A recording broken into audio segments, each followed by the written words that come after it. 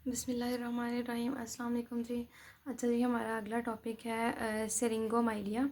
ठीक है, जिसमें हमने पढ़ना है कि क्या होता है सेरिंगोमाइलिया और इसकी कैसे एसोसिएशन होती है हमारे पास क्यारी मेल्फॉर्मेशन के साथ। ठीक है, अच्छा जी, सेरिंगोमाइलिया है क्या कि स्पाइनल कॉर्ड में डिवेलपमेंट ऑफ सेरिंग्स हो जाती है। Development of सेरिंग्स। अब सेरिंग क्या है ये ना ऐसा कि इम्पोर्टेंट नहीं है, ग्रीक वर्ड है। ठीक है, बस इतना सा याद रख लिया, ग्रीक वर्ड है।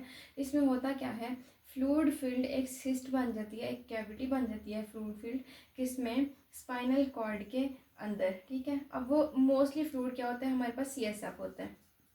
मोस्टली हमारे पास CSF ही होता है। ठीक है, अब ये एक स्पाइनल कॉर्ड की अंदर जो है वो किसी एक जगह पे या दो जगह पे, मोस्टली एक जगह पे क्या होता है हमारे पास, CSF फील्ड सिस्ट बन जाती है। इसको हम कहते हैं सेरिंगोमाइलिया। अब ये किस वजह से होता है, कभी कभी ये इडियोपैथिक होता है। ठीक है, समटाइम्स ट्रॉमा या इंजरी की वजह से हो सकता है। उसके अलावा क्यारी मेल्फॉर्मेशन के साथ भी इसकी एसोसिएशन है, जिसमें क्या था हमारे पास के फोरामेन मैग्नम में से, कैरी वन में फोरामेन मैग्नम में से जो सेरिबेलर टॉन्सिल था वो थोड़ा सा जो है ना वो डाउनवर्ड डिस्प्लेस हो रहा था स्पाइनल कॉर्ड के साथ, जिसकी वजह से स्पाइनल कॉर्ड के ऊपर कंप्रेशन पड़ रहा था और इसके अंदर हमारे पास क्या बन सकता है, CSF की फील्ड जो है ना वो सिस्ट बन सकती है।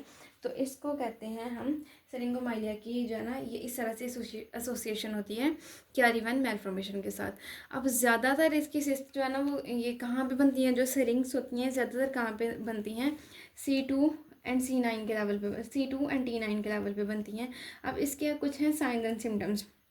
ठीक है, इंपॉर्टेंट बात यह है कि इसके जो साइंस एंड सिम्टम्स हैं ये प्रेजेंट करते हैं 25 to 40 ईयर्स ऑफ एज में, और समटाइम्स इससे भी ज़्यादा लेट प्रेजेंट कर सकते हैं। ठीक है, जिसमें क्या आ जाता है, अब जाहिर है हमारी कॉर्ड के अंदर किसी एक जगह पे एक सिस्ट बन गई है, तो कॉर्ड में तो सारी नर्व्स हैं। ठीक है, सिस्ट जो है वो उन नर्व्स को कहीं ना कहीं अफेक्ट कर रही होगी, तो हमारे पास सारी जो है वो CNS रिलेटेड सिम्टम्स जो हैं वो किस तरह के आएंगी, रिफ्लेक्सेस अब नॉर्मल होंगे उस एरिया के जहाँ जहाँ पे इनर्वेशन होगी वहाँ पे रिफ्लेक्सेस जो है वो हमारे पास अब नॉर्मल होंगे। उसके अलावा नेक, आर्म और बैक रीजन में पेन होगी। बैक में तो ज़ाहिर है पूरी बैक पे स्पाइनल कॉर्ड है, होगी ही होगी।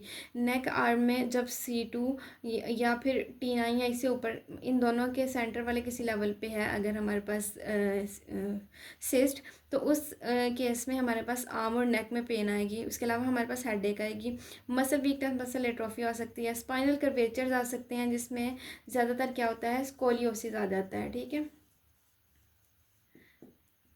Abnormal bending of spinal cord होती है। ठीक है, ऐसे करके कर्व पड़ा होता है स्पाइनल कॉर्ड में।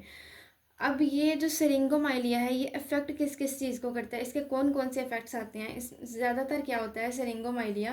ठीक है, ये ना जो हमारे पास ये लेटरल हॉर्न नहीं होता, lateral horn of spinal cord, ठीक है, ये इसको अफेक्ट कर रहा होता है, इसके ऊपर कंप्रेशन सिम्टम्स जा रहा होता है, जिसकी वजह से लेटरल स्पाइनोथैलेमिक ट्रैक जो है वो अफेक्ट्स होते हैं। और हमें पता है कि लेटरल स्पाइनोथैलेमिक ट्रैक जो है ये क्या कौन सी सेंसेशंस लेके जाते हैं, पेन की और टेम्परेचर की। ठीक है, पेन और टेम्परेचर की सेंसेशंस अफेक्ट हो जाएंगी। अब मैंने इस डायग्राम में ना इसको थोड़ा सा आपको समझाने की कोशिश की है कि ये स्पाइनल कॉर्ड है, ये इसके जो है ना ये पोस्टीरियर हॉर्न, लेटरल हॉर्न, और ये हमारे पास है एंटीरियर हॉर्न। ठीक है, अब हमारे पास क्या होता है, ये सेंटर में सेंट्रल कैनाल रन कर रही होती है। अगर इस सेंट्रल कैनाल के साथ हमारे पास सेंट्रल कैनाल में बन जाए एक सेरिंग्स, ठीक है, तो वो सेरिंग्स जो है वो मोस्टली हमारे पास क्या करती है, इस तरह से लेटरल हॉर्न जो है वो इसके ऊपर कंप्रेशन डालती है, लेटरल हॉर्न के ऊपर। ठीक है, तो हमारे पास लेटरल हॉर्न के जो फंक्शंस हैं, यानी कि पेन और टेम्परेचर की सेंसेशंस लेके जाना, वो इम्पेयर्ड हो जाती हैं। ठीक है, दोनों लिम्स में। ठीक है, उसके अलावा क्या होता है, हमारे पास लोअर मोटर न्यूरॉन डेफिसिट आ जाता है। वो किस तरह से आता है कि यही सेटिंग्स जो है ये अगर इससे भी ज़्यादा बड़ी हो जाए, या यही सेटिंग्स जो है ये अगर हमारे पास एंटीरियर हॉर्न के ऊपर कंप्रेशर डालने लग जाए, एंटीरियर हॉर्न को इफेक्ट करने लग जाए, तो हमारे पास जो है वो लोअर मोटर न्यूरॉन सिम्टम्स आने लग जाती हैं। ठीक है, अच्छा जी, ये था हमारे पास सेरिंगोमाइलिया का छोटा सा टॉपिक। अभी तक आपको कोई मसला हो यू कैन आस्क मी। इसके बाद हम शुरू करेंगे इंशाल्लाह न्यूरोलॉजी की एनाटमी एंड फिजियोलॉजी।